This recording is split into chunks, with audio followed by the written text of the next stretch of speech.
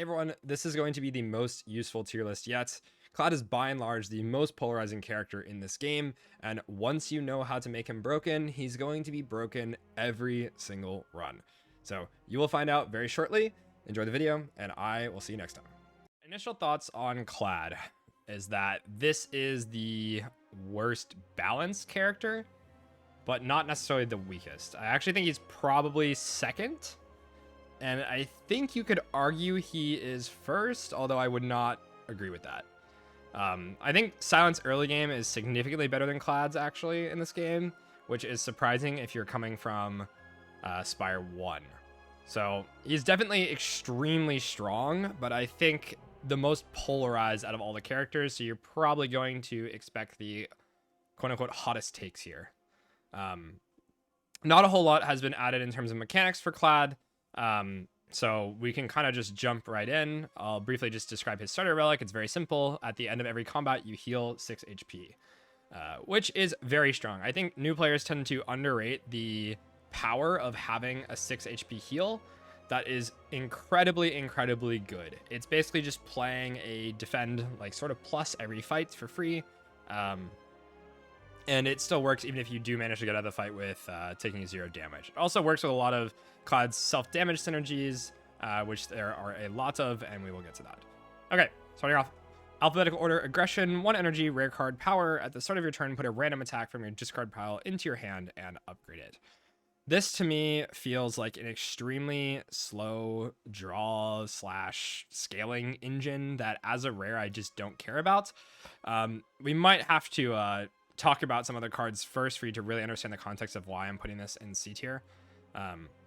Clad just does not need this right now. For the most part, Clad feels like it can skip almost every card. There are just a few cards that you really want, although this is not unpickable and can kill a boss for you if you're, for some reason, like really failing to find anything inside of Act 1 and happen to see a rare card. That's this one. Okay. Anger. 0 energy, deal 6 damage, add a copy of this card into your discard pile. This is completely unchanged from Spire 1. I'm going to throw this in B tier for now. So I think the main thing that Anger does, it's a very strong Act 1 pick. That is about it. Once you get into the end game, Anger is not really anything that you care for. There's a few things like Burning Pact that you can use to have permanent fodder to exhaust that costs 0 to play. It duplicates itself, so you can play like Anger into Burning Pact and redraw both Angers and then exhaust 1, play the Anger again, whatever. You get the point. You can just loop it over and over and over again, as long as you have energy somehow to play the Burning Pact. So in the end game, it can do some funny stuff. Most of the time, it's not doing anything crazy, but it is helping a lot in the early game, and I do think that the early game on Clad is by far the scariest part of the game. I basically spent all of today and yesterday just testing Act 1s and trying to see what I can and can't get away with in terms of skipping cards, running into elites, upgrading versus resting at fires, that sort of thing. Just kind of fine-tuning the heuristics that I have on this character now, which are definitely a little bit different from Spire 1 just due to the change card pool. But I think Anger definitely still has a place just to get you through Act 1. It's a pretty decent attack. There are plenty of other ones, but this is definitely one of the okay ones / good. Armaments, 1 energy, gain 5 block, upgrade a card in your hand. Incredibly slow scaling. I'm going to throw this in C tier. Unchanged from Spire 1. The upgrade lets you upgrade your entire hand, but again, there's just better things to be doing. This is essentially just defend that converts into like 3 damage or 3 extra block on something else. It's just not really worth picking most of the time, especially with how polarized this card pool is. We will get to that very, very soon. Ashen Strike, deals 6 damage, deals 3 additional damage for each card in your exhaust pile, 1 energy attack. This is slow scaling damage, again. Feels kind of weird. I'm going to throw this in C tier. I think, like, if you're able to be doing exhausting stuff, there's probably something more that you care about doing. Or you can do stronger payoff things. Again, it can kill a boss for you. It can win a long fight. I don't think it's something that you want to be picking up. Most of Clad's card pool, again, we're just going to be ignoring. Barricade, 3 energy. Block is not removed at the start of your turn. It's power. Unchanged from Spire 1 again. I will throw this in probably B tier. I think this is definitely a lot worse than Inspire 1. There's less demand for huge turns of block requirements.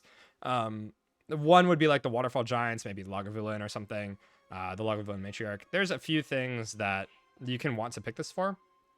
but I don't think it's very frequent. In Spire 1, I'd probably throw this in A tier, just to essentially treat this as draw consistency. You can play your blocks on the turn that the enemy is not even attacking, and it still carries over to a turn that they would be attacking. It is, however, pretty expensive to put into play, and that is pretty hard to do in this game and does not win the fight on the spot compared to a lot of other 3-cost powers. It creates no output on its own. It is really a draw consistency power, and that is it. Okay, Bash starter card, not going to talk about it. Battle Trance, 0 energy, draw 3 cards. You cannot draw additional cards this turn. Card draw is pretty much always going to be good in this game. I think there's nothing that really punishes you for loading your deck up with a bunch of skills in the same way that Spire 1 did. So I'm going to throw this straight into A tier. This might get bumped up to S tier, unclear. But being able to line up your combo pieces together is still really nice, even if you cannot like continue drawing that turn. Just drawing into any powers you might want to play or drawing into your block when you need to is just really solid. Also lets you do things with exhausting cards in your hand, which is like the main thing that you're going to be lining up, is exhausting certain cards like second winding away statuses, and that sort of thing. Okay. Bloodletting, 0 energy, lose 3 HP, gain 2 energy. This is changed from the original game. The only way it's changed is that it is now common instead of uncommon. That is it. It's going straight into S tier. This thing is like the most polarizing card in this entire class. The fact that you can always have access to reusable energy is just really, really, really absurd. The lose 3 HP downside can often be a positive and interacts with Clad's synergies. Proc Centennial Puzzle as well, relic that draws 3 cards for when you lose life. There's a lot more stuff in the card pool that this interacts with, and obviously Clad Starter Relic is kind of working with this to keep you around the same HP. This essentially just lets you do a big turn and have a combo, and oftentimes in Spire 1 you could not really just pick this in Act 1 and you would die for it. I think that is just not true in Spire 2. It's much easier to just pick this on sight. Kind of the first good energy, repeatable energy generation on Clad that you see, you probably should just be picking. This card alone and a few other things have sort of spawned the way that we are playing Clad now and winning extremely consistently, which is basically just forcing infinite every single run. This has essentially turned Clad into water. So if you're able to navigate Act 1 and not die, you will probably just see enough stuff to force infinite, whether that is through Pommel Strike Bloodletting loops or Flash of Steel or a number of other cards that we'll get to later. There's just way too many things that say draw on them, way too many things that say energy, way too many things that exhaust. The ancient boons, as we talked about in other videos, help you exhaust a lot of cards extremely frequently, which is just going to enable you to play in a really degenerate way. I had a run today where I was infinite on floor 2. Another run that was infinite on floor 4. There is just way too many times where I just see all the stuff I need. I know exactly what my endgame game plan is, and I win the run. This is, yeah, again, a very polarizing card. We will talk about some of the other stuff that can make the strategy even stronger than just seeing what this Bloodletting card does. Okay, Blood Wall, 2 energy, lose 2 HP, gain 16 block. I think I'm just throwing this in C tier. I played with this quite a few times to test it today, and yesterday as well. The block number is relatively significant. You can basically think of this as block 14. I just don't really love adding a card like this. Again, part of the reason is that most of the time I'm just able to go infinite. I'm trying to play Act 1 in a way where I pick the least amount of stuff that I possibly can. And this doesn't feel like it actually helps me win fights or keep my HP at a high enough number to do more things. Like some of the higher tier damage cards will allow you to do. It just feels like it's not something I ever want to be drawing into, and shuts down a lot of the late game power that I think Clad has. Again, all of the risk on this character is in early game, and if you make it through the early game, it is pretty much smooth sailing in the end game as long as you realize when you're out of the danger zone. That is the most difficult thing about playing this character, is just navigating Act 1, which honestly is the way that Spire 1 currently works, but we will talk more about that when we get to additional cards. Okay. Bludgeon, 3 energy, uncommon now instead of rare, deal 32 damage. This is just a big bonk. It always has been, but it's now more accessible. I'm going to throw this in B tier. I think this is one of those cards that you can sort of just pick up and just slam into a fight and it will end it. Excuse me. It's something nice to have just to be able to win the hallway fights and also apply or deal a lot of damage with Vuln. Also combos nicely with something like Bloodletting, which you want to be picking up anyways. And lets you play the other cards in your hand. Like if you just have Bloodletting and a bunch of zero cost stuff, it's obviously not going to be very synergistic. The Bloodletting energy will just not play. This will pretty much always make sure that the Bloodletting energy does something and is just a decent card for getting out of hallways. It's not anything that contributes to part of the engine piece. So if you feel like you're not going to die, you never want to click this thing. The second you feel like you're out of danger zone, basically you just pick only the good cards. And again, we'll get to what those are. Okay, Body Slam. 1 energy, deal damage equal to your block. Unfortunately, the use for this in Spire 1 was really getting down to some sort of small loop with Bloodletting and playing like Pommel Strike, Body Slam, etc.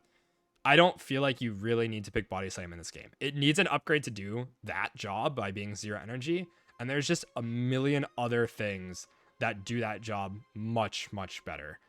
I almost never want to pick any cards that really say block on them. I think a lot of them on this character are just not good with like 1 or 2 notable exceptions. Second Wind Power Through, like Second Wind's still in the game, but Power Through is moved to defect.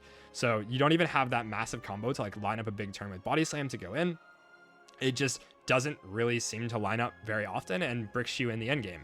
So I think, unfortunately, I'm putting this in D tier.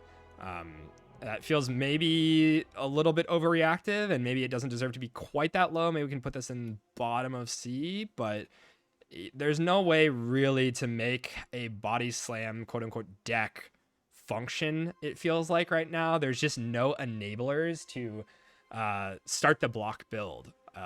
Feel No Pain was a really, really good card in the past game. And without sentries, it's much harder to pick it. It feels like it's really difficult to carry inside of Act 1. And it feels like once you're outside of Act 1, you just don't need the block output it would provide because there's just not enough things that work with it. So that was one of the main enablers for having some sort of Body Slam barricade thing, is having a huge Feel No Pain turn. And that just feels like it, 1, enters the deck less, and 2, just doesn't work as well as it did in the previous game. Okay. 0 energy, Brand, lose 1 HP, exhaust 1 card, gain 1 strength. This is targeted exhaust, just kind of going probably in A tier. I don't think the strength really is that relevant, but 0 energy skill exhaust a card is kind of crazy. The fact that it's a rare is what's really bumping it down to A here. I think if this was like an uncommon, it's like definitely an S, of course. We can maybe reevaluate as that changes and I see the rest of this list pan out.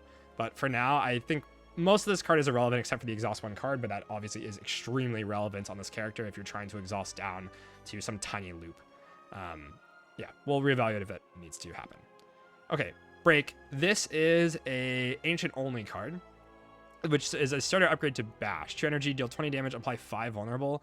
I don't really know why you want this thing. I think this is one of the only times. Obviously, in a vacuum, it's not going to be D tier. But the fact that you're comparing it to ancient boons that oftentimes do so much more is just criminal. This is like kind of a carnage that deals like 20 damage, apply 5 vuln. I just don't see why I need this on this character anymore. I never really feel like I need to stack a bunch of turns of vulnerable, because by the time I'm getting into Act 2 and I'm picking one of these ancient boons, oftentimes I have every single piece in the deck already to go infinite. It just doesn't seem like I need it. So I am factoring in the fact that it's an ancient boon card.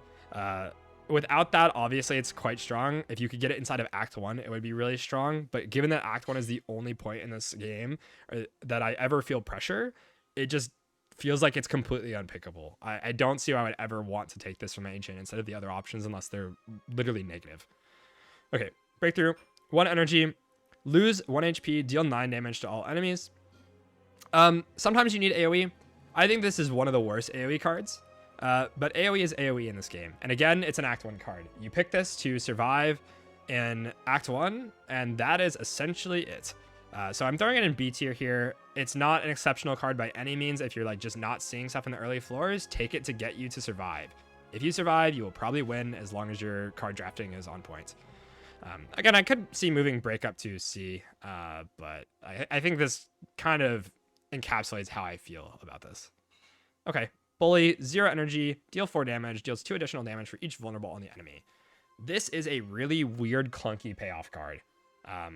You can need 0 energy attacks on this character. Your starting deck contains Bash, which is 2 energy, so obviously you are already going to be making better use of energy than most other characters compared to, like, say, Regent or Silent, who has a 0 cost card in their starter deck. So energy will play more often, so Bully is probably like bottom of B tier somewhere. The weird thing about the second line of text here is that applying a lot of vulnerable on the enemy is just not something you want to be doing. You get nothing out of doing it except for these synergy cards. But until you see the synergy cards, you never want to pick enough Vuln to overlay Vuln for like 10 turns or something, because you're just not getting anything out of it. And a lot of the energy and whatnot that you're paying for the card that applies Vuln is in the debuff power. So you want just enough Vuln to keep the enemy Vuln all the time, but not so much Vuln that you're overlaying it. So I don't know how Bully gets in the deck for the second line of text ever, or how any of the vulnerable card packages get in the deck except via Transform. If this enters the deck first somehow via Transform, maybe you can overlay Vol and it becomes somewhat of a strategy. But in like the 20 runs of testing that I did with Bully, I just never want to have it. It never ended up entering the deck. And it just does like a little bit of damage. Like I probably pick Anger over it. That's a bit about it. And there's other 0 cost attacks that just outperform by a lot on this character. We will get to it. Okay. Burning Pact, 1 energy, exhaust 1 card, draw 2. Straight into S tier. One of the main infinite enablers. I will probably put this as number 1 for now. It upgrades to 3 cards, crazy card, self-cycles. The thing you want to be doing with exhaust is drawing cards, because drawing back into your cards that say exhaust means you can do it faster.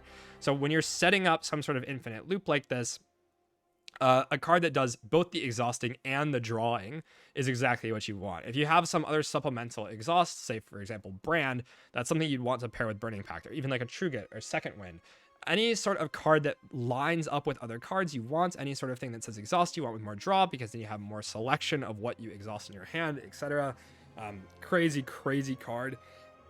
In Spire 1, it feels a little harder to put this into S, because you cannot pick it inside of Act 1 and it will kill you pretty often. There's a few situations where you could, but it feels like now you can sort of just pick this whenever you see it.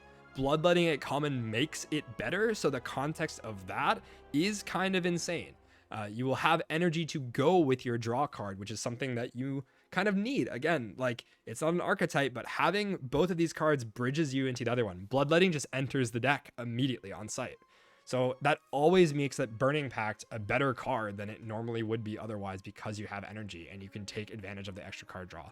So the context of having Bloodletting at common, having this be so consistently inside of the deck, means that Burning Pact just enters much more often, and of course will perform in late game, where this is like the best kind of card, or best in class for exhausting single target. Just insane card. Okay, Cascade, new card, X cost, play the top X cards of your draw pile. This thing's really weird. I can see it being an idea of cheating energy and cheating draw. That's sort of what it is. But again, when it's so consistent to go infinite, this is just not a card that does it, and can lead to some really awkward situations where you play like a Fiendfire or a Second Wind on a turn that you don't want to do that. So it's really awkward. And yeah, we don't have Frozen Eye, I don't believe, so you cannot really reliably know what this is going to play. I'm just throwing it in C tier. It might go towards the bottom of this. It just feels really strange. And with the current way that we want to play this character, it just ends up being a really rough pick. I just skip it most of the time. Okay. Cinder, 2 energy, deals 17 damage, exhaust the top card of your draw pile. For similar reasons, I think this card is just going into C tier. Obviously, the damage effect is pretty solid, just 17 for 2 energy. This is comparable to Sever Soul, but honestly much worse, because you have no control oftentimes what that top card is. Even if a Headbutt is in your deck, which allows you to manipulate the top card, this just doesn't reliably line up with that. Anything that has to be played in a hand with something else like that is really, really rough. You can just exhaust your key piece. Like I play Cinder when I'm trying to exhaust down. I exhaust my bloodletting. I have no other way to make energy, and I literally die. So yeah, quite rough. I think honestly I'll move Break up to C, just because it looks really weird sitting in the lowest tier, but it's just not a good card. I keep looking at it and it keeps bothering me. Okay, Clash can only be played if every other card in your hand is an attack. Deal 14 damage, 0 energy. I think this is just going in C as well. It does line up more than you think it would, but especially with how many statuses gets added to your deck with this character, it pretty much should only enter if you have Second Wind in the deck almost, or if you're very desperate early game. It just doesn't feel like I have been so desperate to want to pick a Clash, so I can definitely see how if you are insanely desperate, this needs to enter the deck to keep you alive. Again, a lot of these cards are being rated as needing to do that. It's event only? Okay, well, maybe we don't need to talk about it then, but it can be here just for fun. Interesting. So I guess we'll take it out for now. Okay, I wasn't aware that's event only, but I guess the green border gives that away. Okay, Colossus, 1 energy, gain 5 block. You receive 50% less damage from vulnerable enemies this turn. This was really cool in multiplayer when I played it, and is a lot of block. So let's throw it in B, like bottom of B tier. It blocks a lot, but oftentimes you just don't need it. I don't know like when I would really love to pick this. Maybe I'm inside of Act 1 and I see it and it's like, you know, gonna do something. But I think end of Act 1, oftentimes I would just have this stuff in the deck. The fact that this card is at common, Bloodletting is at common, and there's so many other things that go infinite, just mean I oftentimes just completely ignore every single card I see. And that's kind of where BC tier is ending right now, where I just don't see a reason to pick it after anything in the early game. These are all just really early game cards, and that's it, or they're just bad. And we'll talk about more cards that will hopefully go in the top tiers. Conflagration, deal 8 damage to all enemies for 1 energy. It deals 2 additional damage for each other attack you played this turn. Really, really strange rare. This is just kind of bad immolate. Again, if you get it early game, like I can see how it's like maybe doing something. I'll throw this in C tier. There's another card that's just so much better at uncommon. I don't know how this is ever going to really enter the deck. And we'll talk about that when it gets to it. I think for now, the effect is simple, so I don't really need to explain very much. Okay, Corruption. Another ancient boon card. It's unchanged from the original game. 3 energy. When skills are played, you exhaust them, and they cost 0 to play. So this essentially lets you just exhaust every single skill in your entire deck. The problem with this is that almost all the infinites rely on some sort of skill being played to loop them. The old version of Clad would often play Corruption and combo with something like Feel No Pain to block when you exhaust cards, or Dark Embrace. But Dark Embrace has been moved from uncommon to rare, so that interaction is in the deck less frequently. Second Wind is picked less often, just because of the fact that there's no power through.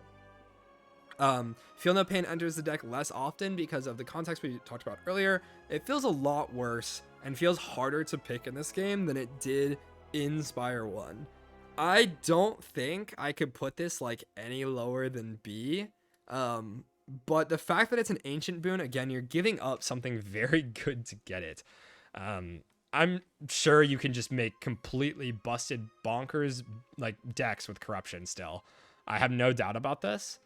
You will probably know when it's good. You basically just think of, if every single skill in my deck is exhausted right now, what can I do with it? There's times where you can exhaust down to like a Flash of Steel infinite. But yeah, it just doesn't feel like a lot of the block cards that you would be picking to want to play with this or cheat out really enter the deck very often. So I could honestly see it being bumped down to like top of C even. Yeah, contextually, it's just a lot worse in the first game for a lot of reasons.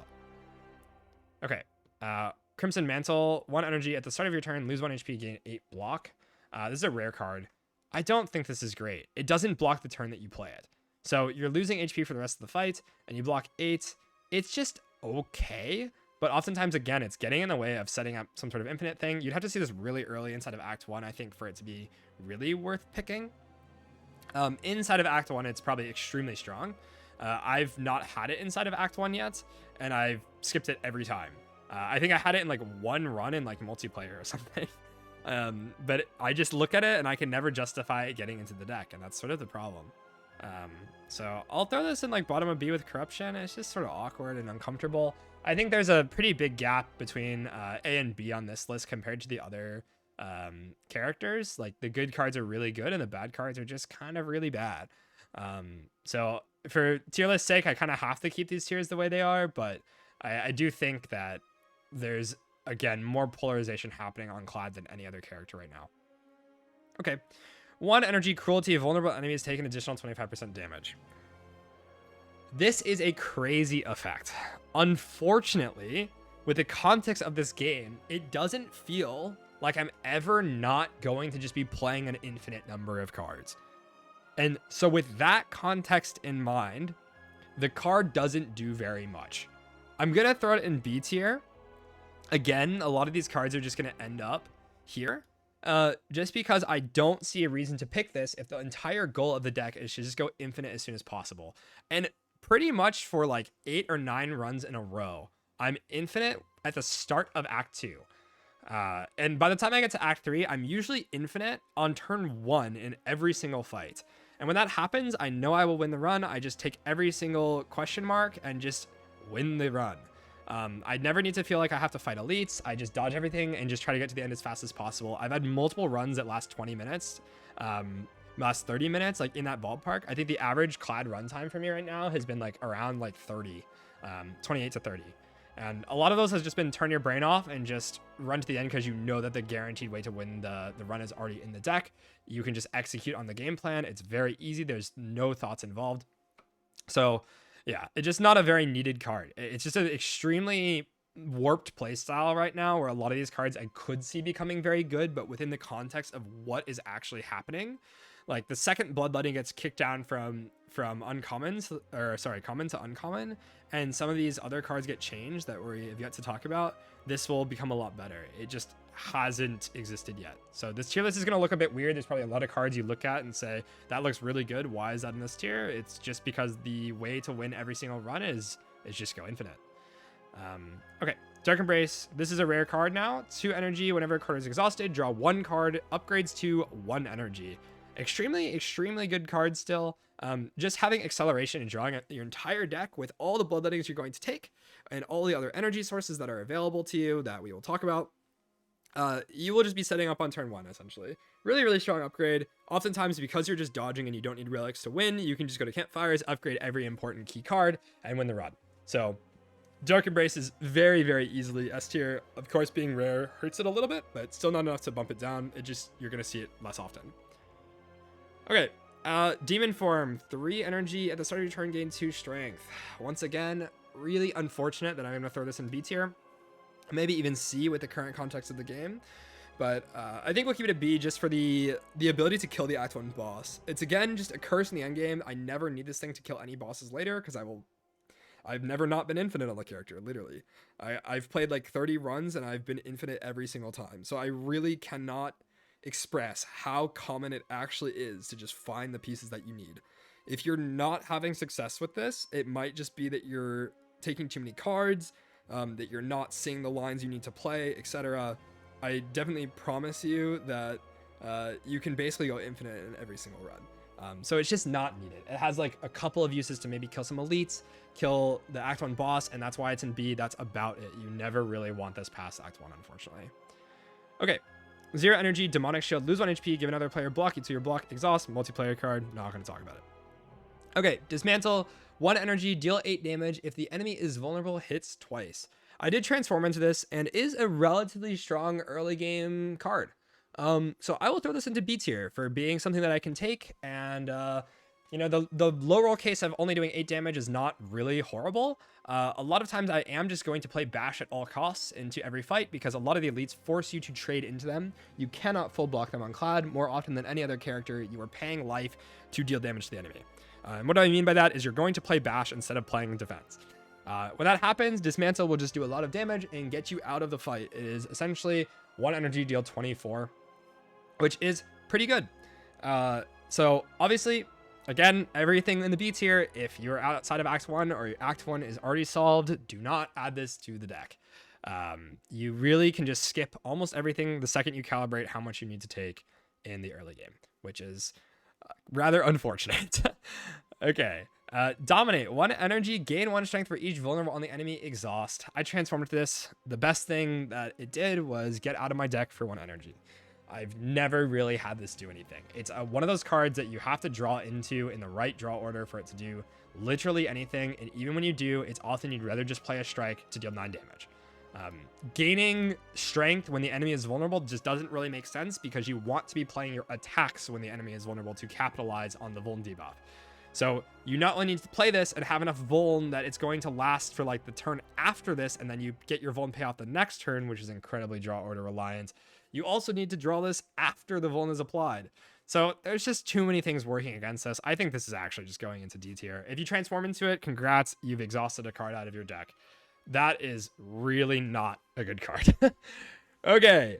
Drum of Battle, 0 energy power. Draw 2 cards, notably 1 time, not every turn. At the start of your turn, exhaust the top card of your draw pile. Extremely weird card. I did play with this today off of Transform and felt like at a certain point it was completely unplayable. However, it does say draw 2 cards for 0 energy on it. So if you are extremely infinite, and just need a little bit more draw consistency, and you know that your deck will not brick after you play this, it does do a thing. I would not advise picking this in the early game ever, really, or almost in any situation. It can just, again, create this really awkward situation where you exhaust a key card that you need for your infinite, and you die. So it can be picked, but only when you're already winning. I'm just going to throw it in C tier, but it can play. It's not as bad, I think, as it reads, but it's extremely niche. Okay, these, I guess, Dual Wield and Entrench are also event cards, so we're not going to talk about them. They are unchanged from Spire 1, though, if you're curious what they do. Okay, Evil Eye, 1 energy, gain 8 block, gain another 8 block if you have exhausted a card this turn. I think this is a decent block card. I did have this. I think, again, with the idea of that the fact that you can pick Burning Pact on site, inside of Act 1 now, Evil Eye will line up more often than not, and says 1 energy block 16.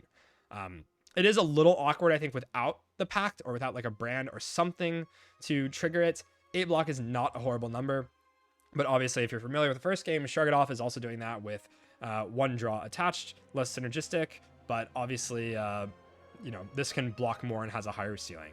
So maybe we bump this a little down. Again, everything in B tier is kind of middling when the stuff in A tier and S tier is just going to be incredibly strong. But, you know, block is block. If it helps you survive Act 1 and it lines up with your Burning Pact, because Burning Pact helps line up combos since it draws, then it can do something. If your deck is like Burning Pact Battle Trance, you know, like probably your Evil Eye is going to line up and maybe it's worth getting in the deck. It can stall fights for you to exhaust down to your loop, which I have been able to go infinite inside of the Act 1 boss really frequently. Again, you would be surprised, I think, if you've not seen top level Clad play since this game's release, but I think almost every single player has arrived at the same conclusion that just doing this is by far the easiest way to win. Okay. Expect to fight 2 energy, gain 1 energy for each attack in your hand. This upgrades to costing 1 energy, but to be honest, it really doesn't need to. This can make 5, 6, 7 energy a turn, which is just frankly completely disgusting and gross. It does not say exhaust on it, so this is reusable energy. Straight into S tier. This thing is just completely disgusting. I don't know why none of the permanent energy generation was made to exhaust at all, or why more of it was added. Again, I think that they wanted to make it so that if you brick 3 energy on your boss relics or whatever, that you're not stuck playing on 3 energy for the entire run. But it just means that you have way too many ways to generate energy in a loop. So there's another card very similar to this that we will get to, and oftentimes there are a lot of ways that your hand ends up being all attacks at the end of it. Corruption being one of them. Obviously, this is not great with Corruption since it exhausts as a skill, but it does, you know, do the thing. And then Second Wind exhausts everything that's not an attack out of your hand. There's cards that will draw all the attacks in your deck. We will, again, get to these things, but the context surrounding the card just continues to make it better. I think it's just a completely nutty card. Let's just leave it there. The order doesn't really matter too much. Okay, Feed. 1 energy, deal 10 damage. If fatal, raise your max HP by 3. Okay. So in Spire 1, this was one of the most broken cards in the entire game. I do think that it has dropped off a little bit. Obviously, if you get it early, it's still going to be quite good, but there's nothing in this game that really punishes you and requires you to have a ton of max HP in the way that Spire 1 did, with Spear and Shield as well as the Heart doing a ton of damage to you early on into the fight and not giving you any time to set up. This is just not as good. I'm still going to throw it into A tier, but I think the fact that it does not enable your engine just makes it quite a lot worse than the original game. When Clad eventually gets nerfed or some of these strategies change, this will likely move up. But because you can set up so quickly and go infinite so consistently, it just feels like you just do not want to draw another card that you have to spend energy to exhaust. You'd rather just continue to draw a lot of your other cards. Yeah, it is quite awkward compared to Spire 1. Obviously, like, gaining max HP is just always going to be really, really powerful, but it's just not great unless you get it inside of Act 1, I think. By the time you're outside of Act 1, then you just don't really need it because you should know that your deck is going to do the thing or not. Okay, Feel No Pain. Whenever a card's exhausted, gain 3 block. I hate to do this. This was easy S tier in the previous game. I honestly have found myself skipping this really, really consistently. I'm going to throw it in B tier. If you have Second Wind, it can play and help you get set up while you do this. It just doesn't feel like I ever really need to generate that much block on this character now when I can just go infinite. Again, another card I have to draw into. It's just quite rough. Yeah, it's the biggest fall from grace, I think, from being like one of the absolute best cards in the game to just being sort of like something you almost never want to pick. You can't pick it inside of Act 1, which is, again, where a lot of all these card evaluations come from, as like how much does it do inside of Act 1 to keep you alive until you see the really broken stuff. And if you have the broken stuff that would make Feel No Pain good, you probably just don't need it. It's unfortunate. Okay. Fiend Fire, 2 energy, exhaust your hand, deal 7 damage for each card exhausted. Is unchanged from Spire 1. Deals a ton of damage and notably exhausts your entire hand. Broken thing to do when you're trying to just set up an infinite. Crazily enough, this is not the best version of this card, which is disgusting. I don't know how that could happen. This used to be the best way to mass exhaust cards. Obviously combos really well with Dark Embrace, but now that Dark Embrace is a rare, you will very infrequently have these two things together. But often you play Fiend Fire in a huge hand and you will immediately win the fight next turn because you are down to your 5-card loop or whatever. Okay, let's go to the next one. Fight Me. 2 energy, deal 5 damage twice, gain 2 strength. The enemy gains 1 strength.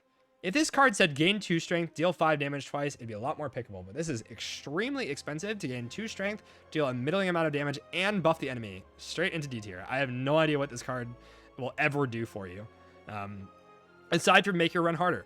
So yeah, just don't pick it. I don't think I need to explain why making the enemy stronger is bad, and also contributes absolutely nothing to your engine plans. I think strength in this game is just a lot worse when you can play an infinite number of attacks. You just don't need your strength payoffs to do absolutely anything. You don't need to play a couple of attacks per turn when you can just play an infinite number of them. Okay, Flame Barrier, gain 12 block. Whenever you attack this turn, deal 4 damage back. This is unchanged from Spire 1. Pretty chunky block card that is good in early game. Outside of early game, not super needed again, but going into B tier, top of B tier, just for that reason alone. I think it's pretty understandable that 12 block is just sort of a big number, and dealing damage back can really help.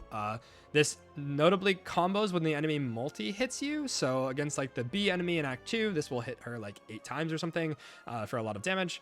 Similar to Regent's Reflect, but a little bit different. Slightly different uses, but you know, contributing to damage while you're also blocking is quite solid. Okay. 1 energy, Forgotten Ritual. If you exhausted a card this turn, gain 3 energy. I'm just going to plop this straight into S with the Expect to Fight card. I don't know what they were thinking with this. This upgrades to 4. So you can keep playing this for no life loss. Same thing as Expect to Fight.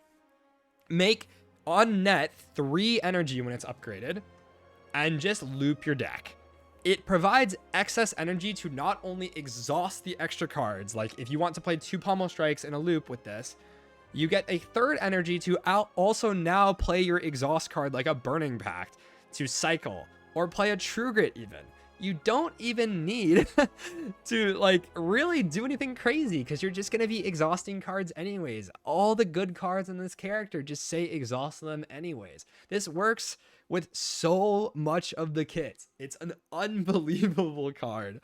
I really don't even want to think about which one of these is better, to be honest. I think it might be Expect the Fight, but regardless, it just doesn't matter. They just both are insanely broken and make way too much energy. Every time I've had an infinite with this thing, I end the fight with like 100 energy. You can clearly do anything that you want when you're generating that much energy in a loop, but it happens way too frequently and is good during the setup turns of the infinite where you're still trying to exhaust, which is where Clad in the past could struggle to play all the powers and spend the energy to play the cards to get them out of the deck. But now there's just such an excess of energy. You can slam all of the draw, all of the payoff, whatever, all the powers that you need to play and never run out. It just does not matter. Just a gross card at uncommon. If anything, this could be rare and it probably still wouldn't be balanced. They could just bump up every single one of these energy generators a tier. Or it should just exhaust when you play it. It's just gross. Okay. Grapple, 1 energy, deal 7 damage. Whenever you can block this turn, deal 5 damage to the enemy. I honestly think I might be underrating this card. It's an early game card only. So let's say you play grapple into 2 defense. You would deal 17 damage. It's kind of just weird. I think the number on it's just not big enough to really want to pick. And how often do I want to play block instead of just playing bash into my attack card instead? If you draw it alongside bash, you're almost always doing that and just tanking the damage you're going to take to your face, as mentioned earlier. So I think this is going in C. It's very, very strange. Okay, Havoc, 1 energy, play the top card of your draw pile and exhaust it. I am probably just going to throw this in D tier. And Spire 1, this is actually a very underrated card, but we had, Headbutt Havoc was more prevalent in that game. Frozen Eye was more prevalent. The need to actually exhaust cards was more prevalent. It was harder to get rid of stuff in your deck. Feel No Pain was a thing. Dark Embrace was more common. Almost every reason why Havoc was sometimes situationally playable and why I wouldn't throw it straight into D tier just doesn't exist anymore. It's really unfortunate. It does upgrade to 0 energy exhaust, but again, now we just have better ways to do that. Like several rares were added that do 0 energy exhaust, and I just don't understand why. Okay, Headbutt. Solid early game card. I think this is substantially worse than it was in Spire 1, but it lets you get back your combo pieces. So it's going in B tier. Headbutt in Spire 1 was an incredible card that probably was in like top of A. It's just like one of the best damage combos to see. But I really think a lot of these damage cards have just been overtuned, and you really just don't need it as much as you used to. Obviously, still pick it if you see it early. It's going to perform. It lets you put bash back on top, lets you put back things that need to line up together, like the Burning Pact with the Forgotten Ritual or whatever, or your Bloodletting with a Burning Pact. You can just line up these sorts of ideas, and these combo pieces are not only more prevalent in this game, but enter the deck more easily. So still does stuff, but again, does not really contribute to the infinite plan. So outside of Act 1, you're probably not going to end up picking it very often because you can just exhaust your whole deck on turn 1. Okay, Hellraiser. 2 energy. Whenever you play or draw a card containing strike, it is played against a random enemy.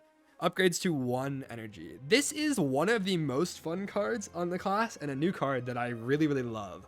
Unfortunately, it is very bad when you're trying to do this. Hellraiser reads as if it would go infinite, but there is soft lock protection. So if you are playing Hellraiser and Pommel Strike is drawing into Pommel Strike, you might think that would go forever. However, against enemies with multiple phases, they needed a way to prevent you from soft locking the game and going infinitely.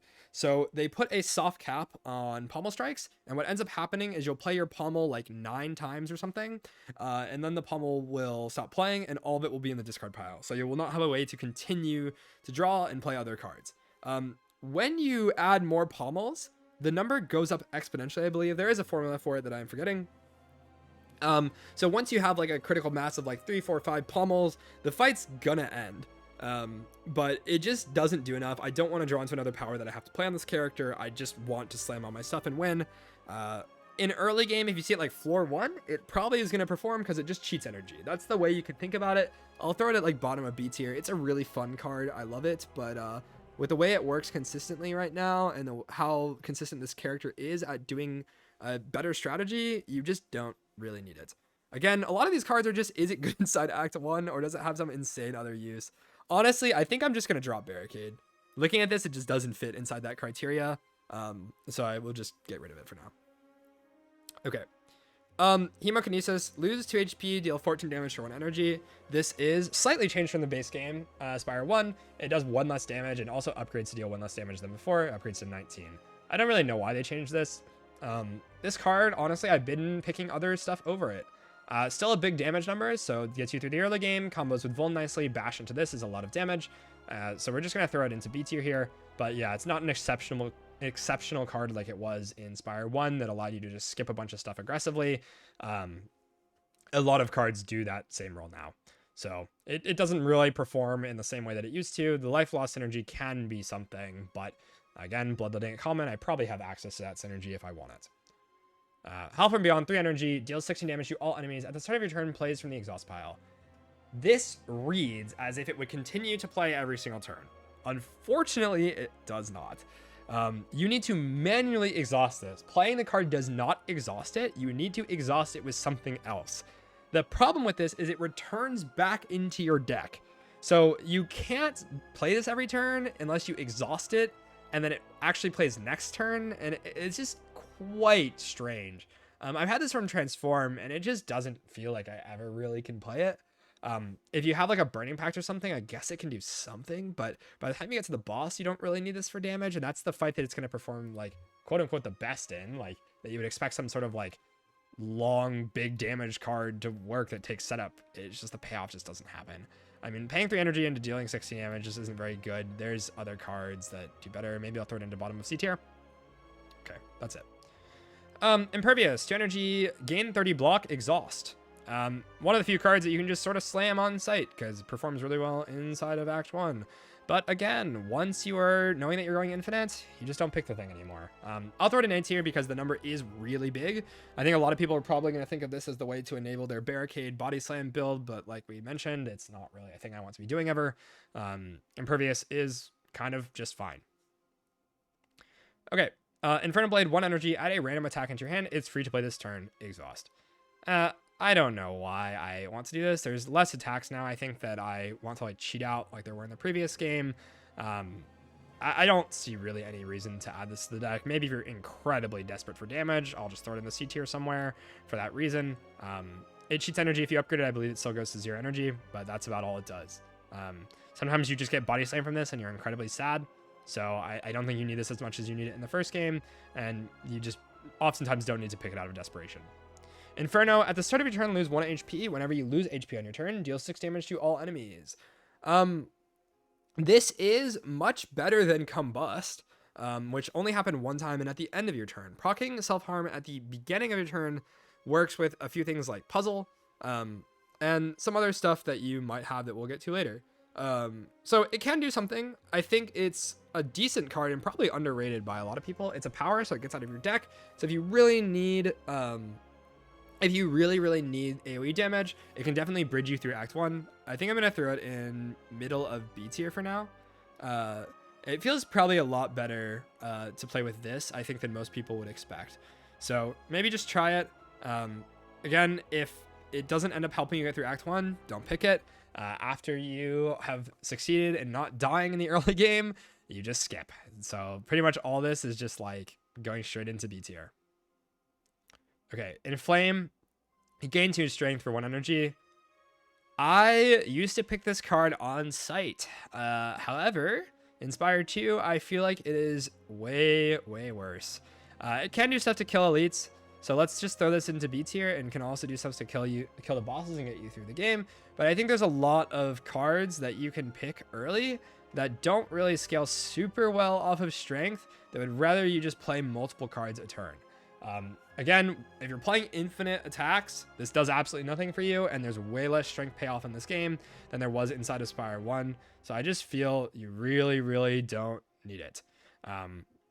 Maybe we drop this to like slightly above Feel No Pain here, but yeah, another huge fall from grace. This was like quite good in Spire 1 and just kind of mediocre in this game as well. Okay, Iron Wave, 1 energy, gain 5 block, deal 5 damage. Just kind of mediocre card, but does do some stuff inside of Act 1. So I'm going to throw it inside of bottom of B tier. It's just good output. 5 block, 5 damage is just basically a strike staple with the defend. So it's more pickable than you might think, but if you're trying to go super infinite, you really don't want it. Maybe I'd drop this to top of C tier, I could see. The output's decent. It will prevent you from taking chip in hallways quite frequently, but other than that, like, you try to skip it if you can. That's most of the cards in this tier. Try to skip it if you can. If you feel like you're going to die without it, take it. But I think everyone should spend a lot of time, if you want to play this character, calibrating how much you actually need to pick and what you can get away with. You would be very surprised on how much you can actually skip and still survive. That is my biggest piece of advice for anyone trying to play Clad. Juggernaut, 2 energy. Whenever you gain block, deal 5 damage to your random enemy. This is just a bad card. I'm going to throw this in C. It can kill some elites or whatever. How often is Clad really sitting around trying to block when I just talked about how you want to play bash into your attacks? Not very often. It's just a really clunky power that maybe does something. But without Feel No Pain, that's one of the major ways that you were doubling up on the synergy and blocking, like, in small instances over and over, like with Power Through Second Wind, Feel No Pain, and proccing Juggernaut a ton of times. That just doesn't happen anymore at all. If you transform into it, great. But if it's something you're trying to add into your deck, I don't really know why you're doing it. There's just not a lot of ways that Clad is going to end up blocking frequently or really at all. Okay, juggling, 1 energy power. Add a copy of the 3rd attack you play each turn into your hand. Okay, this is a really, really weird card and kind of something you almost never want to pick. Can be actively negative and breaker infinite as well, unless you're exactly going infinite with like 3 cards that cost 0. And not necessarily 3 cards at once, but like 1 card that costs 0. There are probably about 3 cards that do that, is what I'm saying. I'm doing this in D tier. If you have like Flash of Steel and you just clone Flash of Steel over and over, it goes infinite.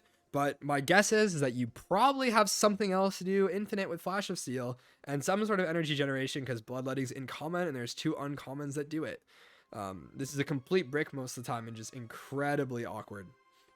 Okay, Mangle, rare card, 3 energy, deal 15 damage, enemy loses 10 strength this turn. Really weird card.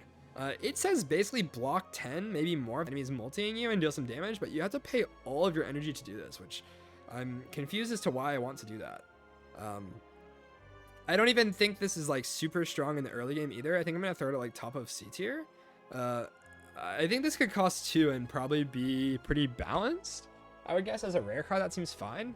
But 3 cost seems like a crime. And any AoE fight is just horrible. It doesn't do enough damage to really kill an enemy outright, so it doesn't even have that as an option. It's really just a decent block card, I guess. Kind of like Dash from Spire 1, and also in Spire 2, right? Yeah, just not super great. Molten Fist, deal 10 damage, double the enemy's vulnerable, exhaust. I already went on that rant about why like vulnerable synergy just doesn't really work. Like, how often does this enter the deck when I have like a ton of vulnerable and like want to stack vulnerable and then I also need some sort of payoff for it? It's just really strange. I don't know how this ever enters the deck in the first place, or how all the pieces that would need to be in the deck to make this good are in the deck either. It's 10 damage, so I guess I'll throw it in C tier. Maybe above Body Slam or something. Like, you can pick it out of Ultra Desperation, and if you get it from like an attack pot or something, it can do something. Like, just extending Vuln is an okay effect in that situation. But yeah, really, really strange. Okay, offering 0 energy, lose 6 HP, gain 2 energy, draw 3 cards, exhaust. It's the card, guys. We're familiar with it from Spire 1. It's going straight to the top of S tier. Like, come on. This thing is so absurd. It's just insane acceleration.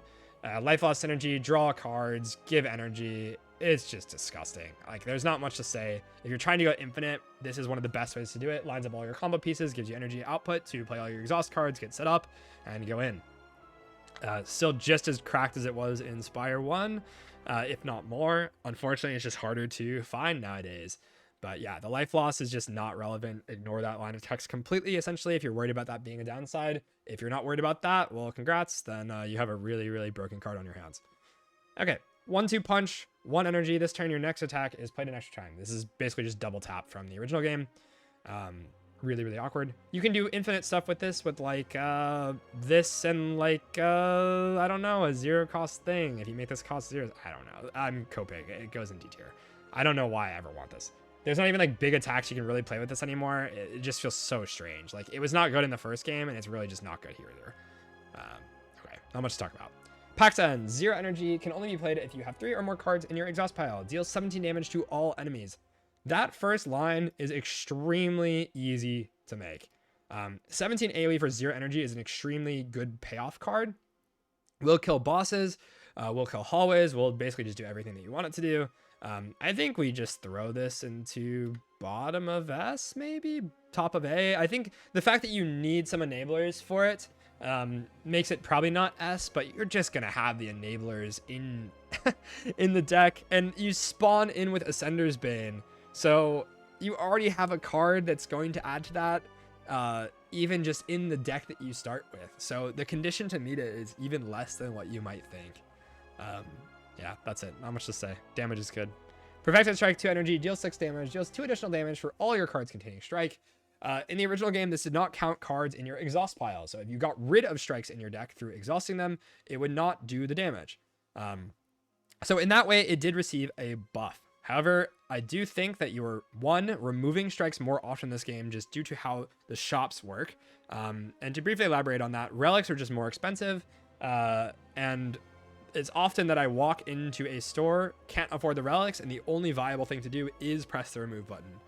And that is really awkward if you're trying to do Peace Strike, because you want to be removing these cards anyways. I played a couple runs with this just to try it. It felt really bad.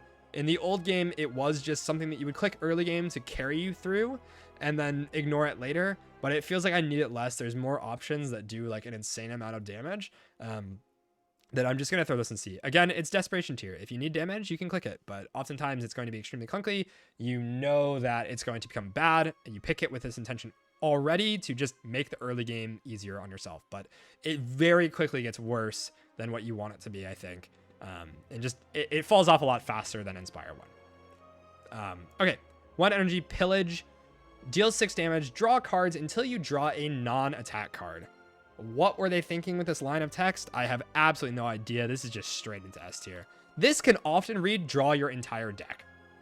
If you play this with Second Wind, and have some way of exhausting the Second Wind at the end of it all, you exhaust all the skills and powers and whatnot, and this literally draws every single card until you have a full hand. It's just completely disgusting. I don't know what in the world they were thinking. The damage is somewhat relevant. It's like a strike that just draws your whole deck. So a strike that says scroll on it. I don't know how that could ever be bad. You don't even need to upgrade it, right? It's just completely absurd card. Goes infinite with like a million different things.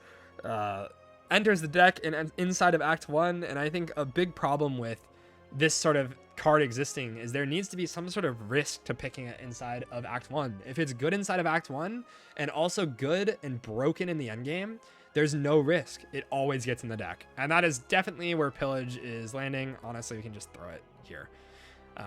Okay, Pommel Strike, 1 energy, deal 9 damage, draw 1 card. This is a beloved card from the first game. It upgrades to 10 damage, draw 2. One of the main infinite enablers, and at common with Bloodletting goes infinite with itself. And any other draw card. So yeah, straight into S tier. This card alone is not a problem, but in the context of this game, having infinite at common rarity be possible with no other cards is just disgusting. So you pick like pretty much every pommel you see, like at least the first 2, because you're gonna find a way to break it.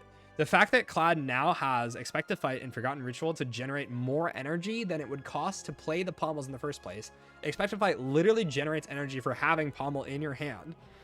Means you can just play pommels to go draw positive and fill your hand. So it never really punishes you for just clicking a bunch of these. You can just click 3, 4 sometimes if they can all be upgraded. And Clad, again, often is so comfortable with winning the endgame that you just dodge all the elites, run into all the fires, take as few fights as possible to save HP so that you can just upgrade every single card that you need to. And you just upgrade the core cards, you'll never brick again, and you go infinite on turn 1. This is just one of the main enablers for it. Very strong inside of Act 1, incredibly strong in the endgame. Literally never falls off at any point, and just windmill slam this the second you see it. Okay, Primal Force, 0 energy, transform all attacks in your hand into Giant Rock. Giant Rock is, I think, a card that says 1 energy, deal 13 damage. So it basically turns everything in your hand into some attacks. This is going in B tier simply for the fact that it will kill stuff in Act 1. That's it. You never pick this outside. Okay, chat is telling me 16. So yeah, sure, 16.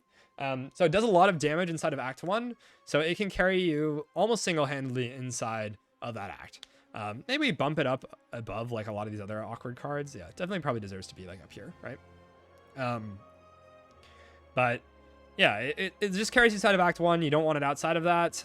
It does get exhausted by second wind, so that is something to think about. Oftentimes, you really do not want to turn your entire hand of cards into attacks that don't draw or do other things. As you know, you can read all the cards in the S tier and realize how broken they are, and also the fact that 2 of them are in common. So yeah, not amazing, but does something. Pyre, 2 energy, gain energy at the start of each turn. This upgrades to gain 2 energy at the start of each turn. Again, early game card that you pick, probably just in B tier.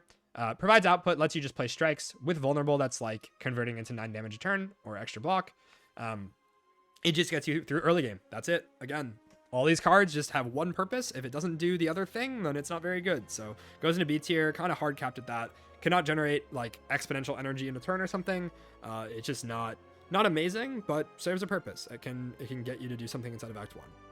Rage, whenever you plan attack this turn, gain 3 block, 0 energy. So it turns all your pommels into block cards. You can spend all your energy on playing like bash into an attack and still block 6 without this upgrade. The upgrade's quite solid. It goes to 5.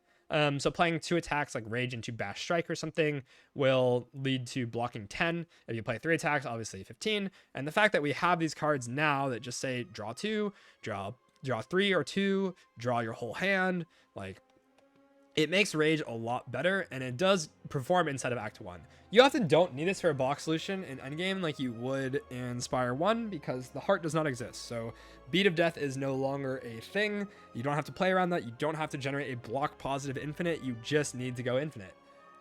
So I'm going to throw rage into probably top of B tier again, Act 1 card. After that, probably don't need. But does perform inside of Act 2 until you're actually able to be completely infinite, and then doesn't really get in the way a ton. It's very often, again, that you are just completely infinite. You're not going to be pseudo. You are just going to play cards until the enemy dies. So once you reach that point, completely useless. Top of B, though, just for the early game power. Probably below Promo Force or something.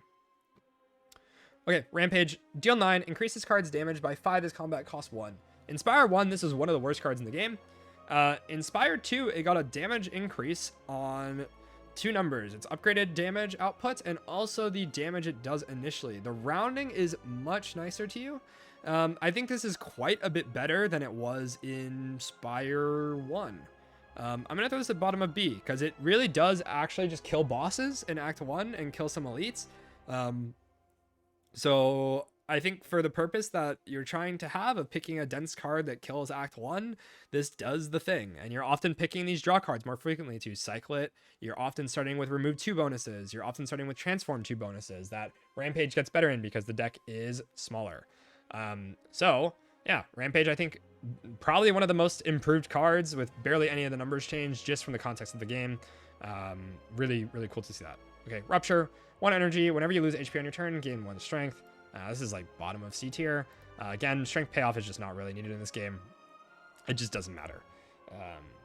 You oftentimes, if you can make a bunch of energy like with Bloodletting and spend the energy nicely on something like Pommel Strike or Bash, the enemy will die without strength. It feels like strength in this game is just a lot worse, both because there's a lack of payoffs and a lack of need to actually have it.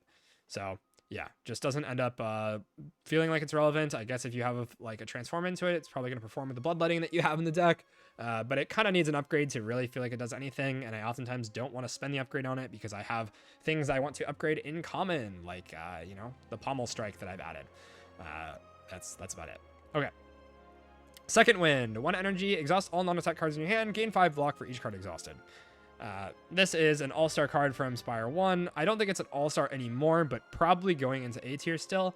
It's just got other alternatives now. We used to have fewer ways to exhaust your entire deck / hand, and this will do it, but there's sometimes better things. I think, honestly, maybe we can throw this at bottom of S, just because it's one of the main enablers and lets you go infinite inside of Act 1 pretty easily. Also, notably, exhaust a lot of the statuses, like against the Frog Elites inside of Act 1. So it does get in the deck still. Unlike Feel No Pain, which relies on the sentries giving you dazes from Spire 1, this still plays in a lot of the elites that give you statuses. Also lets you exhaust the statuses inside of the fish boss at the end of Act 1. that otherwise do not exhaust. Can exhaust slabs as well, but just an overall really solid card. Again, I do think it's slightly worse than Inspire 1, just off of context of Dark Embrace not being here and Power Through being gone, but it is like a really, really solid card still to just enable you starting to get into this infinite loop. Exhausting all your defense, again, is a bonus and can enable Pillage to just draw your entire deck. Okay. Setup Strike, 1 energy, deal 7 damage, gain 2 strength this turn. Really, really weird. Again, like, strength cards just don't feel necessary. I've had this a couple times. It just doesn't feel like it pays off. Clad oftentimes is not spamming 0 cost cards. Just a really strange card. Does damage. Goes in C tier. It can get you through early game, I guess. Most of the time, you're probably going to have it from a transform. But yeah, it's pretty bad otherwise. Okay, Shrug It Off. Very classic card from Sire 1 at common. 1 energy, gain 8 block, draw 1 card. I'm going to throw this in B tier. Again, this sort of feels just like an Act 1 card. In Old Spire, you would often go Sundial Infinite with like this and Pommel Strike, which would give you a block positive infinite in the heart. Like I mentioned, you don't need block positivity in this game. So the drawing 1 is kind of nice and does block some of the early hallways, but it's not as good or as needed and doesn't open up things in the endgame as you would like. In fact, actually turns off things like Pillage from just drawing into your Pommel Strike again. So can be quite awkward. Just again, everything in B tier here is really just does it perform inside of Act 1, Shrug It Off will, but quickly falls off. Okay, Spite. 0 energy, deal 6 damage. If you lost HP this turn, draw 1 card. What the hell were they thinking? Straight into S tier. This goes alongside Pillage. For one of the main infinite enablers. 0 energy, draw a card. Lets you draw back into your other cards. So if you have 2 Spites and a Bloodletting, you are just infinite. Congrats. Even if you're not infinite, this is really easy to just click on inside of Act 1 because 0 energy for 6, even if you ignore the other effect on it, is still quite solid. That's Anger. And I talked a lot about how Anger in the early game is going to perform. This at worst is Anger and at best is a completely infinite package on its own. And we'll go infinite with the funny card. It's in D tier, Juggling. That's obviously not something I think about when I'm picking it. It just works with the common Bloodletting that you're going to end up having anyways. Works with Offering. Just does completely disgusting things. Works with Brand even that self-harms. There's just way too much that enables this. Bloodletting at common is just such an insane opener. And I think I've talked a lot, especially on the other characters, about these bridge cards to get into archetypes. Bloodletting is like the ultimate bridge card in this case, completely opening up all of these synergies that you would like. And all these cards that would feel relatively rough to pick early game just get so much easier to pick with Bloodletting. And this is definitely one of them. It would get in the deck without it, but it is just going to get extremely broken. That's why it's an S. Really dumb card. Okay, Stampede, 2 energy. At the end of your turn, 1 random attack in your hand is played against a random enemy. This upgrades to 1 energy. However, I think its main purpose is really to cheat out some expensive card. And if it's not doing that, you can think about it as just basically gaining 1 energy a turn that gets played on some attack. That is pretty decent inside of Act 1. So for that reason, we're throwing it into B. I think it could do cool things once this game gets balanced a bit. I'm just going to throw this like sort of towards the bottom, probably above Inflame, I would imagine. I don't know, kind of weird maybe. It doesn't really matter. I think it's just somewhere near the bottom. Could be really, really cool. I think it lets you do some fun stuff. Like if you can play a Bludgeon for free because you manipulated your hand to leave Bludgeon as the only attack, that's going to feel really cool and super interesting. But unfortunately, that is not what Clad is doing now. So maybe this can get bumped up when Clad like needs to find more creative ways to solve damage. But this is just not going to be needed most of the time. It's just an output solve inside of Act 1, like most of the cards in that category. Okay, Stoke. 1 energy, exhaust your hand. Draw a card for each card exhausted. Exhaust. Just gonna take a moment. I don't know what drugs were ingested when this was designed. What in the world is this card? This is just not acceptable. This is like by far the best card in the entire class. Like, I don't know why they thought that exhausting your entire hand and drawing an entire new hand, something that you would need to play Fiendfire and Dark Embrace in the previous game to do, comes stapled on a singular card, and it upgrades to 0 energy. I don't understand. it's the one of the things that like I don't think I've like lost composure in any of these tier lists, but it's just so confusing how this made it through any amount of playtesting. This is clearly insanely broken, has no business existing in the game. Just delete it, completely delete it from the game. I never want to see this thing ever again. It should, this line of text, these lines of text should not exist. They should just not exist in the game. It is way too OP. It should need to have synergy required to do something like this. It could literally read exhaust your hand, end of line, and be really good at 0 energy. You just don't need anything else to make this broken. And it has an additional line of text that refills your entire hand. You're gonna have a full hand pretty often because you're playing upgraded pommel strikes. Just really stupid. Really, really, really stupid card. Okay, Stomp. 3 energy, deal 12 damage to all enemies, cost 1 less for each attack played this turn. I think this is my new favorite card on this class. Both for design reasons and also for power level, I think it's a very, very good card. Oftentimes, this ends up just being 12 damage to all for 0. If you are doing some sort of like pommel strike loop, if you have anything like spite in the deck that costs 0 already, if you have energy generation, you can potentially play this multiple times a turn. That gets really strong even before you're infinite and you're just inside of Act 1 doing pseudo infinite stuff. Crazy card. I think I'm just throwing this straight into S tier at the bottom. It's one of the only like non-infinite package cards, but this is like one of the strongest cards for just getting through Act 1. It is just crazy. Like at worst, you can play it for 12 damage to all if you really need to. You play every single attack in your hand, and you end the turn with Stomp. That is just disgusting. Notably, it does not allow you to play Bash into Stomp, but again, when you have Anger in the pool at common that you will be picking to get through Act 1, Bully can even be picked with this thing. You have Spite that you pick on sight. A lot of times, this just becomes incredibly cool and interesting. Yeah, probably my favorite design out of any of like the new Clad cards. Just fills a hole that I feel like Clad really had in game or in the first game, where you just didn't have access to very good AoE. And there's a few cards that do that, and this feels like it's good without being broken. I might put that in like A tier or something, but the fact that it's uncommon means it's really readily available pretty frequently inside of Act 1. So you're going to see this a lot, and it's going to carry you pretty hard. Upgrades to 15, by the way. Okay. Stone Armor, 1 energy, gain 4 plating. Not a particularly interesting card. I think the fact that this is a power and also falls off. Plating now decreases 1 per turn, and the old game Metallicize would just persist at 3. So this is much worse. This essentially just says block 4 the turn you play it, block 3 the turn after, block 2 the turn after that. So the potential ceiling for this card is just not super high. If you're allowing it to block and it's actually playing every single turn, it will block for 10. But that is oftentimes not going to happen. I'm going to throw this in C. It's like towards the top of C. It does something, but it's just not particularly exciting or strong. Okay. Sword Boomerang, 1 energy, deal 3 damage to a random enemy 3 times. This is just going into D tier.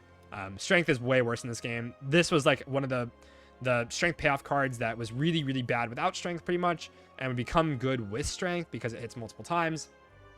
In this game, that just doesn't happen. AoE fights are way more prevalent, and you really need to be able to target where your damage is going. This thing is just complete crap now. It was borderline D tier in the previous game, but definitely D tier now. Okay, multiplayer card tank, not going to talk about it. Taunt, 1 energy, gain 7 block, apply 1 vulnerable. When I first read this card, I didn't really think it would perform as well as it did, and then I played with it a few times. And this is why I do play testing before I make tier lists instead of just speculating on things. This card really performed for me. It does sort of let you block on turns and extend your bash vulnerable and not feel the pressure to go in while the bash vuln is running out. Like, you don't have to capitalize on vuln. You can just sort of extend it and then capitalize later when the enemy is not hitting you. The number on it's quite solid. 7 is just a good number. And this upgrades to 8 block 2 vuln. If you watch the Necrobinder tier list, that is a very similar upgrade to Defy, which is common and also has a better debuff. But even still, it's pretty big. 2 vuln is like pretty solid. I think I'm just throwing this in like A tier here. It's one of the better block cards inside of Act 1 and doesn't really fall off a whole lot. There's another card that I want to talk about right now that makes this not fall off nearly as hard. which is, let's just skip to it, Vicious. 1 energy, whenever you apply vulnerable, draw 1 card. Another design I just don't understand. This upgrades to draw 2. This is just Rushdown, but better. You don't even have to work for it. Your base deck will just draw a million cards. It makes Thunderclap pickable, and funnily enough, if you have a multi-enemy fight and you play Thunderclap, it will draw based on the number of enemies in the encounter. So your Thunderclap can potentially draw like 8, which, why? I don't know. I don't get it. It's S tier. It's really stupid. Enables a bunch of infinites. You have taunt. Congrats. Your taunt now says draw 2. Gain 7 block. Apply 2 vulnerable. Draw 2. Confusing. Completely baffling card. I don't understand. Yeah, so taunt, even though you might think it would fall off, can now just become part of your draw engine to go infinite. Yeah, really, really stupid. I don't know why Clad needs this. I don't know why this doesn't just cost 2 and upgrade to 1. There's a million things you could do to balance this card. It probably just shouldn't exist. I think this combination of things is just not really healthy for the game. Okay, Terra Sunder. 2 energy, deal 5 damage. Hits an additional time for each time you lost HP this combat. Really weird scaling. Costing 2 is just bad. There's way better payoffs. If you're losing HP this many times, well, guess what? How do you think you did that? Probably means you played Bloodletting a lot. If you did that, well, I really hope you had another way to capitalize on that and win the fight. So this is going into D. It just makes absolutely no sense.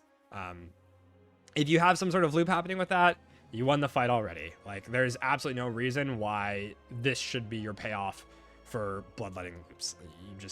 It makes no sense at all. Okay.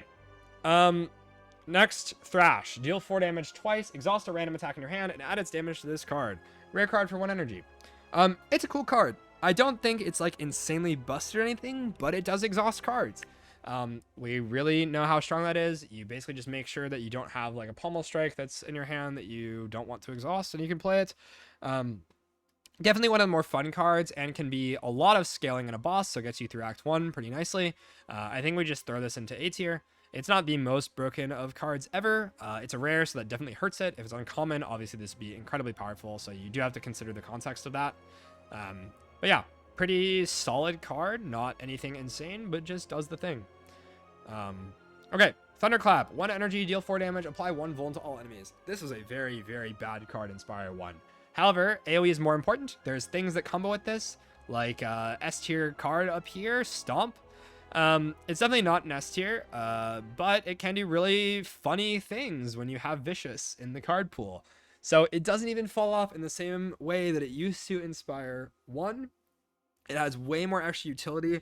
The benefit it actually gives is more needed. It obviously just extends Vuln. The damage number is not very big, but I do think this is pretty much just clicked inside of Act 1. Funnily enough, so it's going into B tier. I don't know if I ever thought that I would be saying that when the numbers have not changed at all, but I guess in the context of this game, it makes a lot of sense. Yeah. This is like pretty much an always skip card in Spire 1. Very few times that you want to pick it. Maybe if you have drop kick and wanted to enable that. But yeah, just really, really weird card in Spire 1. Just crazy here. Okay. 1 energy, Tremble. Apply 2 vulnerable. There's better ways to do this. It upgrades to 3. It's just really strange. It's not D tier because debuffs are debuffs, but like I'm not picking this thing almost ever. There's just way better cards. So going into bottom of C. Yeah, just not something that's very interesting to talk about. Okay, True Grit. Gain 7 block, exhaust 1 card at random. This upgrades to being targeted exhaust and more block. I did think this gets better compared to Spire 1 because exhausting cards and going infinite is obviously much stronger. It is not the premium way to do it, so we're going to throw it into B tier. It kind of demands an upgrade. Inside of Act 1, it does not, but can be really, really awkward. You just are going to play your important cards out of your hand before you play True Grit very frequently anyways. So it doesn't hurt you as much to just play this as a block card, but the number as a block card and not really taking advantage of the exhaust itself is not super great. Like the other card that blocks and has Vuln on it, right here, Taunt, that is a very good effect. This effect cannot be, sometimes is not very helpful if it's not targeted. So demanding the upgrade definitely drops it a lot, but I think it's a lot more pickable than it was in Spire 1. Spire 1, I basically almost never picked this except for when I had Runic Pyramid, or I had it come for a free upgrade and I was doing some sort of infinite thing like this, and it completed my exhaust down package. But I just don't feel like I really need it. Okay, Twin Strike. 1 energy, deal 5 damage twice. Strength payoff is worse in this game, so really this is oftentimes just going to be deal 10 damage. It's kind of middling. It's just going to go into C tier, I think. Let me double check that this stuff in B tier makes sense with that context. I believe it does. Okay. Unmovable. 2 energy. The first time you gain block from a card each turn, double the amount gained. Weird card. Can do something. Kills a boss maybe. Throws it in C. Completely useless in the end game. You're never just like trying to gain block. Again, it feels like they wanted to make this barricade thing work by having a bunch of rares that work with it, like Impervious and Unmovable, and the rare that halves your damage taken from vuln enemies. How often can you make those things work? Never, because you never really can see 2 specific rares in the same run. Really, really strange stuff. Okay. Unrelenting, 2 energy, deal 12 damage. The next attack you play costs 0. This is a pretty solid card. It does play Bash for free in the same hand. Also persistive returns. So if you end your turn with this, next turn you can play Bash for free and then have kind of a bigger pop-off turn. I think it goes into B. It's early damage. You can pick it. It does cheat energy, so oftentimes this really just converts into 1 energy deal 12 because you're going to cheat something that costs 1 in the same turn. But it can do more stuff. Has a higher ceiling, right? But I think the bigger thing is that it just does a decent amount of damage for 1 energy. That is just enough to put it in here that gets you through the early game. It's kind of like a Hemo with an extra little twist, and it doesn't hurt you. But similar damage output, I think. Okay, Uppercut, 2 energy, deal 13 damage, apply 1 weak, apply 1 vulnerable. It is harder to get upgrades in this game, and I do think that this is worse than it was in Spire 1. However, I think if you can upgrade it, obviously these debuffs are very, very strong. Outside of Act 1, almost never won it. You don't really need weakness on the bosses because you're just going to be infinite. Yeah, and Shockwave is gone now, so this is Clad's like only weak card, but it just feels like you don't need it very often. It will kill the Act 1 boss by upgrading this, so you can kind of just do that. Yeah, not a crazy card anymore. Like, it used to probably be an S tier because weak was really important in Spire 1. It is in this game as well, but I think stapled to 2 energy deal damage, weak is less good than if you're trying to just block a lot. Clad is not trying to block. You're trying to get out of the fight as fast as you can, pretty much. You're not sticking around. You're just using your HP to pay for your bloodlettings and get out. It's solid, but it's not really that great here. Okay, last card. Whirlwind, X cost, deal 5 damage to all enemies X times. This is really like the mediocre AoE compared to the other uncommons. If you need it, you pick it, but it's not particularly exciting. It needs an upgrade. You're often not going to have Inflames and Strength in the deck to really make this do anything. If you're just pumping, you know, all 3 energy into this and dealing 15 damage AoE, it just kind of sucks. It really needs an upgrade to perform. And again, the context of upgrades being harder to come by in Spire 2 means that it just doesn't feel that great to me. Okay, that is everything. As I'm sure you could tell from how I talked in this walkthrough here, I think this character is a complete mess right now. I will scroll through the list here while I'm sort of yapping so you can pause and take away the things you want from this. But this is by far the most polarized character in this game right now. It feels like there is an entirely dominant strategy of exactly one way to play. The fact that I have not even tried to force infinite, but just stumbled into it every single run I've played is incredibly worrying. I'm sure they will fix it, but for the current state of the character, it feels very bad to play. It feels like every run is the same. If you're struggling with this character, I think if you see this and you understand the power of doing these loops and you see a good player perform them, you're just going to see how obvious it is that you can just skip every card and play for this loop once certain pieces are in your deck. Again, the hardest thing about this character, the only interesting thing about it, is really how do you survive Act 1. The only other enemy that I really care about is the worm boss at the end of Act 2 because it adds a lot of status cards into your deck. It feels like those are the only two things I'm ever concerned about on this character, and I just spent a lot of time just fine-tuning and sort of like, again, deciding whether or not I should upgrade, run in, trying to just find ways I could die. That really seemed like the only ways I could die in this game. If you can figure out a way to draft and pick cards to avoid that scenario, you will not lose.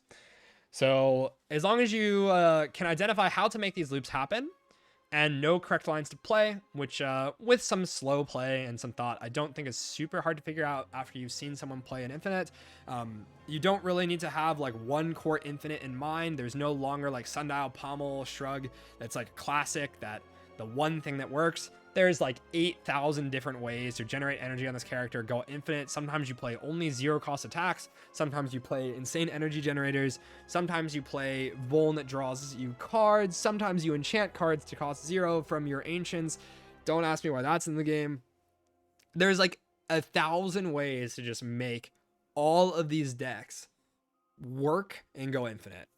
Hunter Killer is so scary. Yeah, we can mention Hunter Killer as well. It's the enemy inside of Act 2 that punishes you every time you play a card by reducing the numbers on your cards by 1. I think it's 1 dex down and 1 strength down every time you play a card. But something like a Fiendfire will get you out of that fight. Something like a big attack card like the Stomp will help get you out of that fight. You can just throw all your potions at the scary stuff.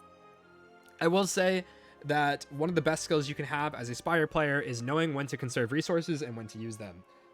If you have potions that are quite strong at dealing with certain fights, you might want to hold them for those said fights to actually deal with them. If you know you can only die to like 3 or 4 enemies in the entire game, hold all your potions until that fight. If you happen to run into it, you throw all your pots and nothing else will threaten you. But you need to be able to identify how to hold those resources so you don't just die to these things and then ask why the good players are not dying to them and why you are. There is more skill expression in this game than just clicking the right cards and microing the fights correctly. There's a lot of macro ideas in terms of when you decide to run into shops and remove versus running into elites versus running into hallways versus running into question marks. Pathing is a whole other thing that I can probably talk about more in depth later, but I think Clad in general, just a really, really bad state right now. I think after making this list, and probably I will get one gameplay to demonstrate why this character just doesn't function right now, or functions too well, I should say. I'm probably not going to touch the character until it has very significant rebalancing. I think it's by far the most uninteresting character to play right now. Okay, with that being said, I really don't want this to just be insanely negative. I do, again, understand that the game's in early access. This is mostly made as a way to communicate to the devs exactly what I think the current problems with the game are. For people that weren't here earlier in this stream, we did have like playtesters and people that were working on the balance of the game in the stream while I was playing Clad and kind of talking about these sorts of things. So they are watching, they do care what I have to say, what other people have to say. And we are essentially doing playtesting for them currently so they can better balance the game. So strongly worded pieces like this tier list in this video are helpful, I think, for balancing the game and making sure that we move in a positive direction. So I don't want this to be seen as me just complaining. I do believe that this will be fixed, but in order for it to be fixed, we do have to pretty bluntly point out the problems with the character. Okay, that's going to be all for YouTube, I think. Thanks for watching. We will work on doing Defect next, since that is the last character I have not made a list for yet. And then we can start talking about some other fun things in the game. If you have any questions or maybe any suggestions for things that you're confused about or want some help on, please let me know. As always, if you want to come to the stream and ask questions while I'm live, that is probably one of the better ways to get your questions answered with more depth. But yeah, always happy to help. All right, see you guys in the next one.